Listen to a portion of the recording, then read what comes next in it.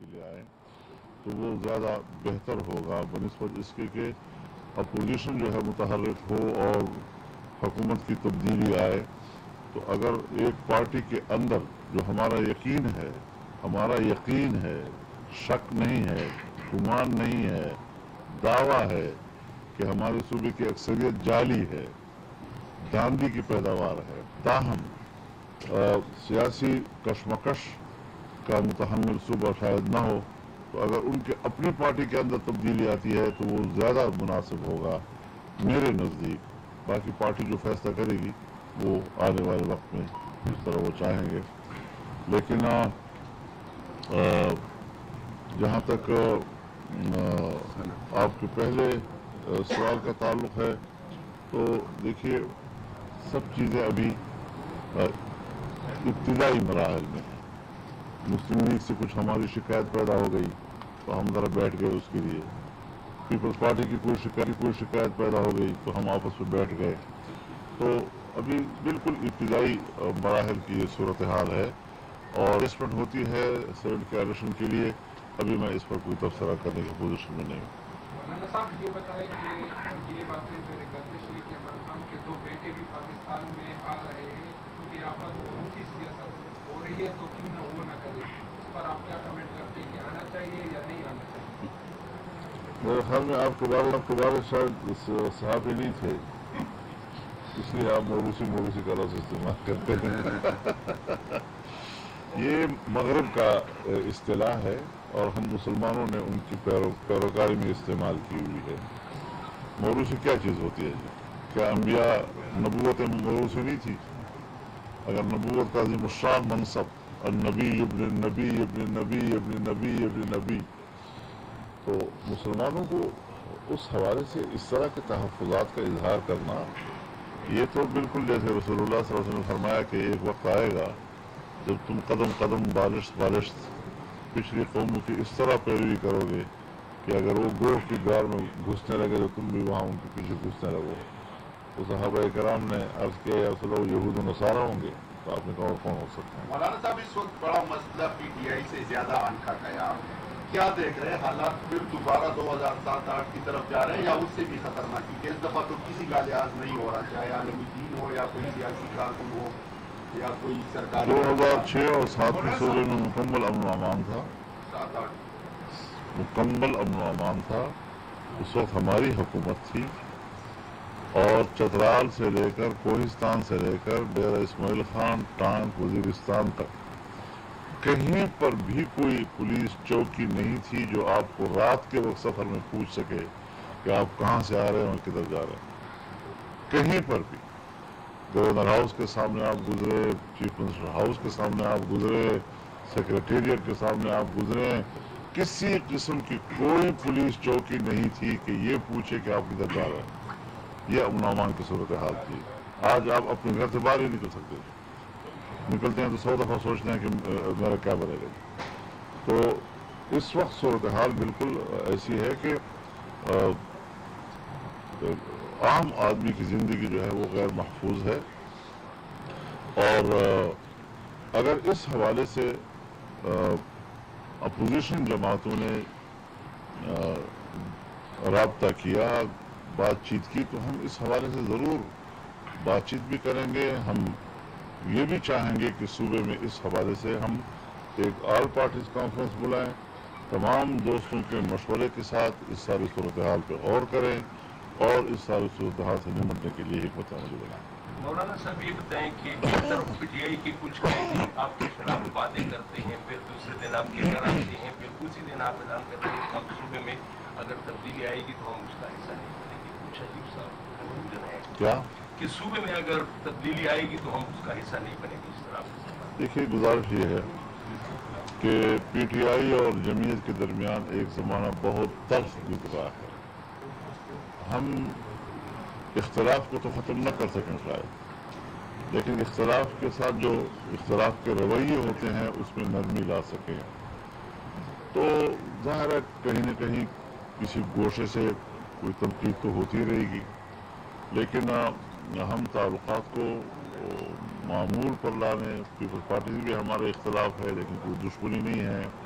مسلم league سے بھی اختلاف رائے ہے لیکن کوئی دشمنی تو نہیں ہے، ANP سے بھی ہمارا اختلاف رائے ہے لیکن کوئی دشمنی تو نہیں ہے، ملتے جلتے ہیں، احترام کا تعلق ہے، اور PTI سے بھی اب تقریباً بڑی صورتحال بن رہی ہے، ہم مل رہے ہیں ایک دوسرے کے ساتھ، ان کے نوجوان آتے ہیں، بیٹھتے ہیں میرے ساتھ، مجھ سے سوالات کرتے ہیں، پوچھتے ہیں، بہت سی مسائل پر وہ اپنا ذہن صاف کرنے کی کوشش کرتے ہیں، تو میرے خیال اس پہلو کو بھی آپ ذرا اجاگر کریں نا، اگر کسی نے تنقید کی اس کو تو آپ اجاگر کر لیتے ہیں، لیکن وہ دوسرے پہلو کو آپ کیوں اجاگر نہیں کر رہے؟ فاٹا مرجر کے اوپر آپ کا ایک الگ موقف تھا، مرجر ہوئی، اب جو ہے وزیر اعظم شہباز شریف نے ایک کمیٹی بنائی ہے جس میں اور فاٹا کے جو نمائندے ہیں وہ شامل ہیں، ایک میٹنگ بھی ہوئی ہے، اس کو آپ کس طرح دیکھتے ہیں؟ کیا جو آپ کا موقف تھا وہی صحیح تھا جو اب اس طرح ایک اور انہوں نے کمیٹی بنائی ہے کہ مطلب جو جرگہ سسٹم ہے اس کو ایک آئینی اور اس طرح کی شکل دیا جا رہا ہے، پھر لوگ بھی جو ہے اس میں کہہ رہے ہیں کہ جو فاٹا مرجر ہے وہ ریورس ہو رہا ہے، تو اس پر آپ کیا کہیں گے؟ ہاں، زود پشیماں کا پشیماں ہونا، اسی سے آپ اندازہ لگائیں کہ تمام پارٹیاں وہ اس گنگا میں بہہ گئیں کہ فاٹا مرجر پاکستان کے مفاد میں ہے اور یہ ناگزیر ہے، اور ہم چیختے رہے کہ آپ بہت بڑی غلطی کر رہے ہیں۔ پورے آئین میں ایک آرٹیکل یا شاید 2 وہ فاٹا سے متعلق تھی، ان 2 کو حذف کیا گیا اور پورا آئین کوئی 200 دفعات کے قریب ان پر لاد دیا گیا اور ڈیبیٹ نہیں ہوئی، بغیر ڈیبیٹ کے آئین میں اتنی بڑی ترمیم کی گئی۔ ایک ہمارا فاٹا علاقہ ہے اور یہ صرف پاکستان میں نہیں، انڈیا میں کشمیر کا یہی سٹیٹس تھا تقریباً جو ہمارے ہاں فاٹا کا تھا۔ پوری دنیا میں 80 سے زیادہ ممالک وہ ہوں گے کہ جن ملکوں کے اندر مختلف علاقوں کے سٹیٹس مختلف ہیں اور وہ گزارا کر رہے ہیں، اسی سٹیٹس کے تحت وہاں نظام چل رہے ہیں۔ ہم نے کس کے اشارے پہ کیا، کس کے دباؤ پہ کیا، اور ہماری سیاسی جماعتیں کس کے سامنے سرنڈر ہوئی؟ مجھے شکایت ہے اپنے بھائیوں سے، اور آج اس کو واپس کرنا ملکی مفاد ٹھہرا۔ سو غلط فیصلہ تھا،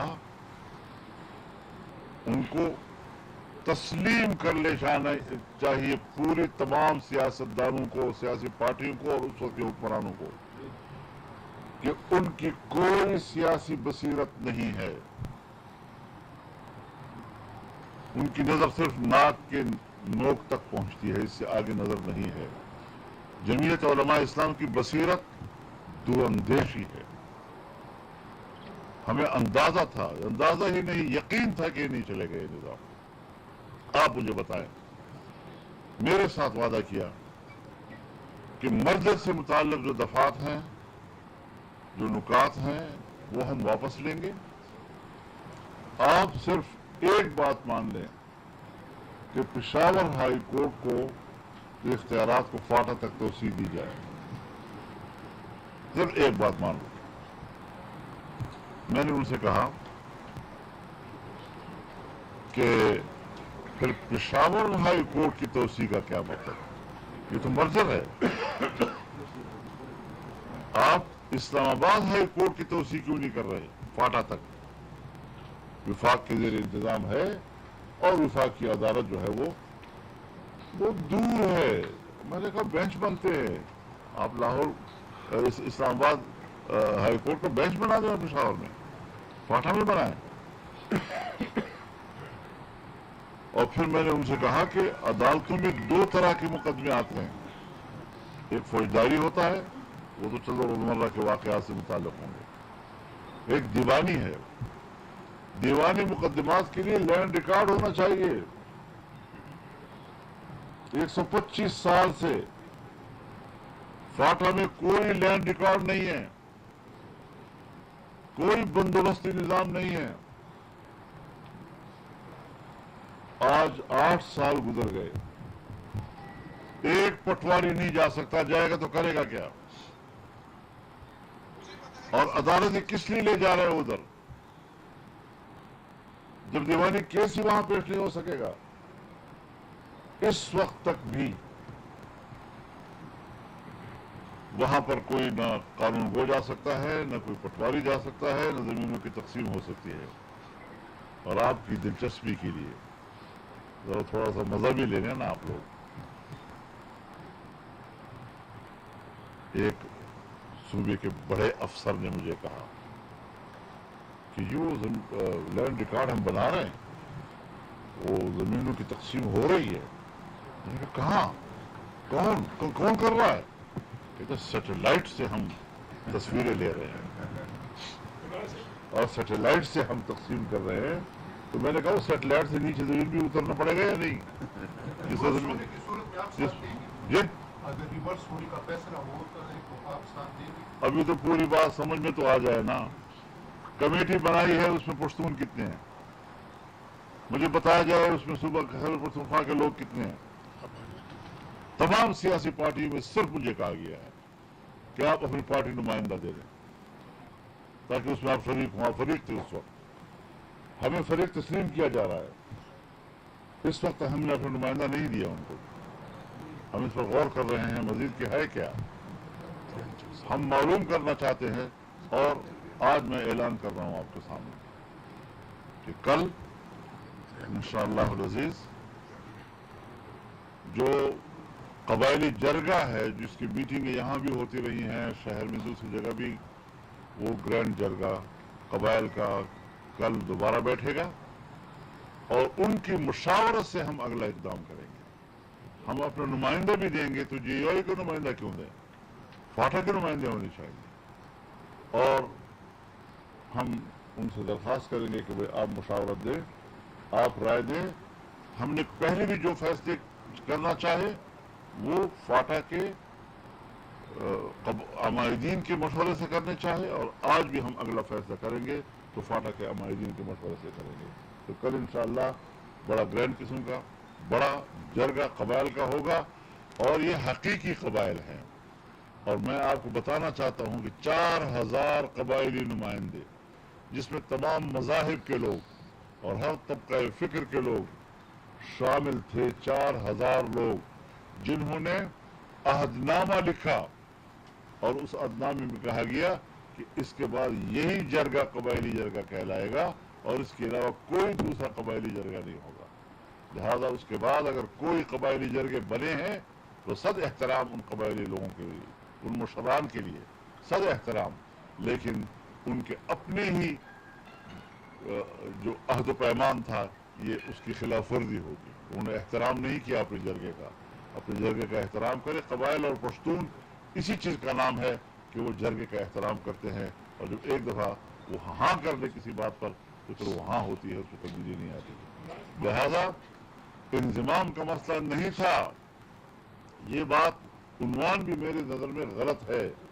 बात कबायल के सियासी मुस्तकबिल की थी। सुनो बात बेटा, कबायल के सियासी मुस्तकबिल की थी। तजवीज़ आई थी कि इंज़िमाम किया जाए। हमने कहा नहीं, कबायल को इख्तियार दो। वो इंज़िमाम की हिमायत करते हैं, वो इस पुराने स्टेटस को बरकरार रखने की हिमायत करते हैं, या वो एक अलग सूबे का हिमायत करते हैं। अब क्या तजवीज़ है उनकी नज़र में? क्यों उनको ये ख्याल आया? क्या ये वाक़अतन अपने उस साबिक़ा फैसले पर नदामत की अलामत है? क्या ये अपनी नाकामी का एतराफ़ है, या कबायली पहाड़ों में मादनी वसाइल तक रसाई का एक नई चाल है? ये सारी चीज़ें देखनी पड़ेगी। मौलाना साहब ये बताइए कि आज हम देख रहे हैं कि सूबे के सिक्योरिटी की जो सूरत हाल है, हमारे हुक्मरानों का ताल्लुक दिया खान से, वो दिया खान नहीं जा सकते, और पूरी सूबाई हुकूमत मुंतखब अरकान وہ آج پنجاب میں گھوم پھر رہے ہیں. جس وقت باجوڑ کا واقعہ ہوتا ہے اسی دن وہ حکومت کے 27 پارلیمانی سیٹلی شامل کر رہے ہیں. تو کیا یہ سینٹ اور یہ چیزیں پنجاب اہم ہے کہ ہمارے صوبے کے سیکورٹی صورتحال حکمران جو ہے نا جماعت یہ کیا وہ ترتیب؟ ہمارے صوبے کا پیسہ صرف اس لیے ہے کہ پارلیمانی سیکٹری بنائے جائیں، کابینہ میں توسیع کی جائے، مراعات میں اضافے کیے جائیں اور عیاش زندگی گزارنے کے لیے مواقع فراہم کیے جائیں، اور غریب آدمی جائے جہاں جائے اس کی کوئی حیثیت نہیں ہے. یہ چیزیں وہ سوالات پیدا کر رہی ہیں عام آدمی کے اندر کہ یہ حکومت نہیں ہے، یہ بھتے دینے والی حکومت ہے. یہ مسلح لوگوں کو باقاعدہ ماہانہ بھتے بھیجتی ہے، اور تب جا کر پھر ہم ڈیرہ اسماعیل خان بھی جا سکتے ہیں اور ہم پشاور بھی آ سکتے ہیں. اور اللہ کا فضل ہے. آپ کو اطمینان دلانا چاہتا ہوں، قوم کو اطمینان دلانا چاہتا ہوں کہ جمعیت علماء اسلام کبھی اس جرم میں شریک نہیں ہوگی.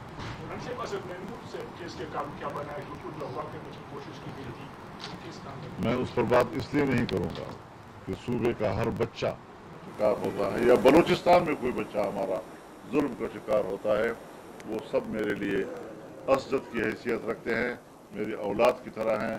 میں اپنے بیٹے کے موضوع پہ بات نہیں کرنا چاہتا. مولانا صاحب جیسے کہ آپ نے بھی فرمایا اور رسول بھی دیکھ رہے ہیں کہ پاکستان میں 3 صوبے یہ اب کام کر رہے ہیں.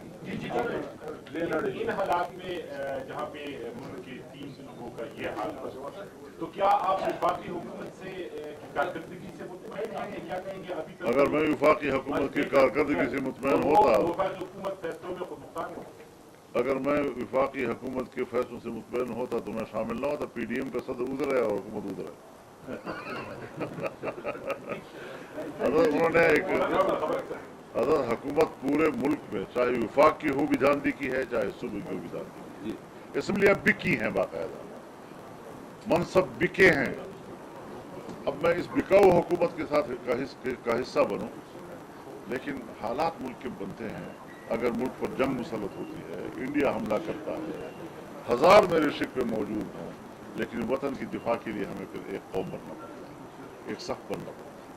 مولانا صاحب قبائلی اضلاع کے حوالے سے آپ نے تفصیلی بات کی ہے، لیکن وہاں کے صورتحال کے متعلق نہ تو اس سے مداری صوبائی حکومت ان کر رہی ہے، نہ وفاقی حکومت ان کر رہی ہے.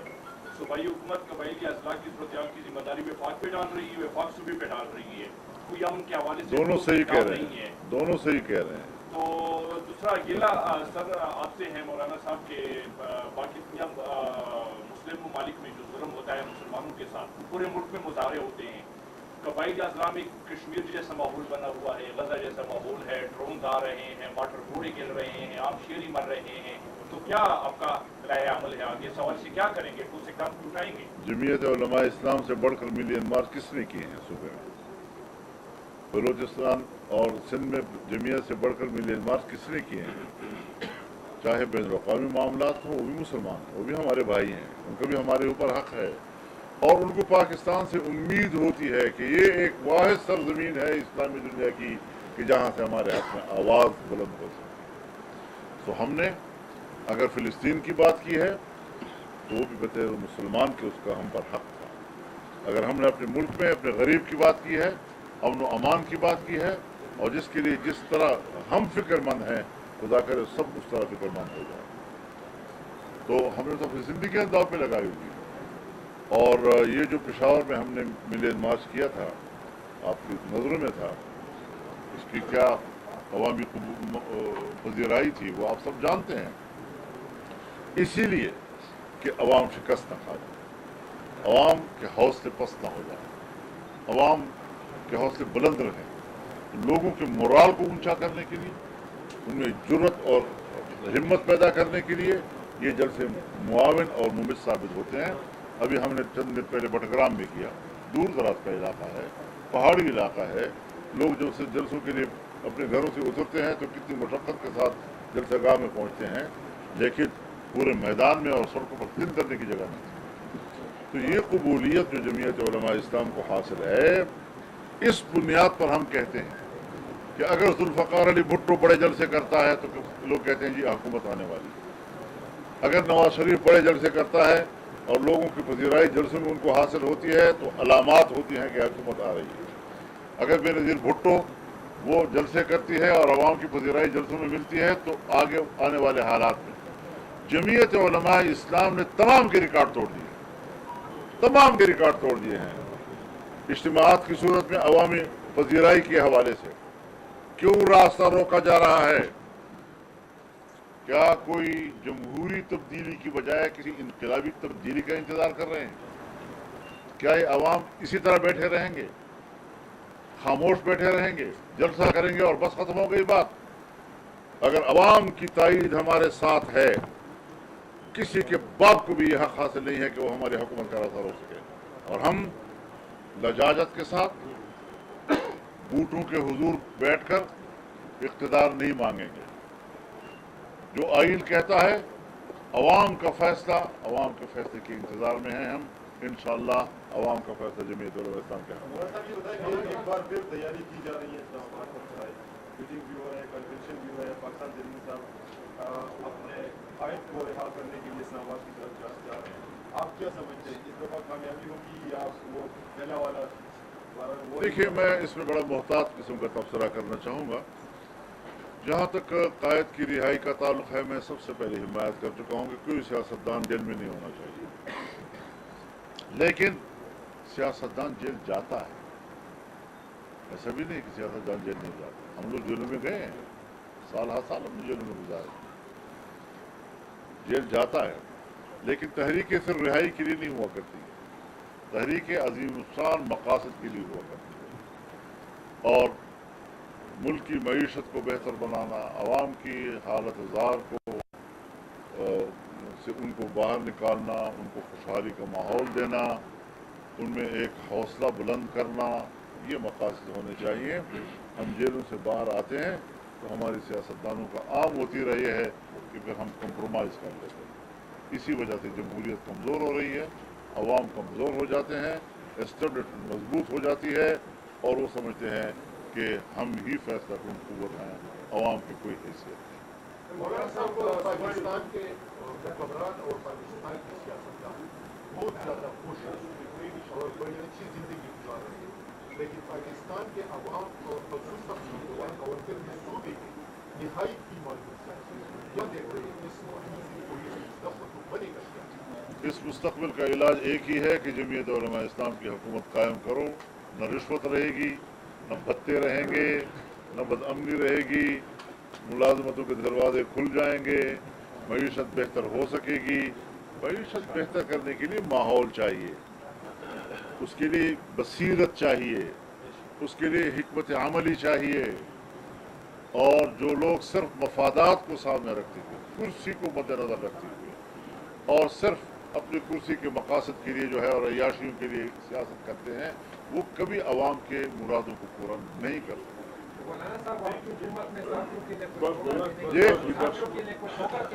صحافیوں کے لیے آپ تاریخ دیکھ لیں، پشاور میں درانی صاحب کے دوران میں صحافیوں کے ساتھ کیا کیا گیا تھا، اس سے بڑھ کر ہوگا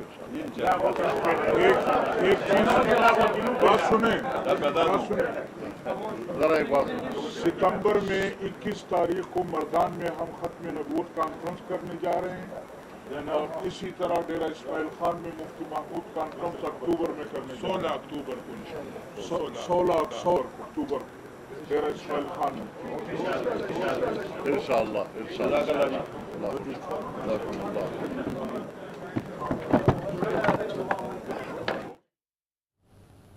جے یو آئی کے سربراہ مولانا فضل الرحمان مفتی محمود ذاکر پشاور میں پریس کانفرنس کر رہے تھے۔ انہوں نے کہا کہ بلوچستان میں امن و امان کے حوالے سے حالات ٹھیک نہیں ہے، خیبر پختونخوا بدامنی کی لپیٹ میں آ چکا ہے، نون لیگ اور پیپلز پارٹی سے ملاقاتیں ابتدائی مراحل میں ہیں۔ مولانا فضل الرحمان نے کہا کہ سینٹ الیکشن کے لیے کیا ایڈجسٹمنٹ ہوئی کچھ نہیں کہہ سکتا۔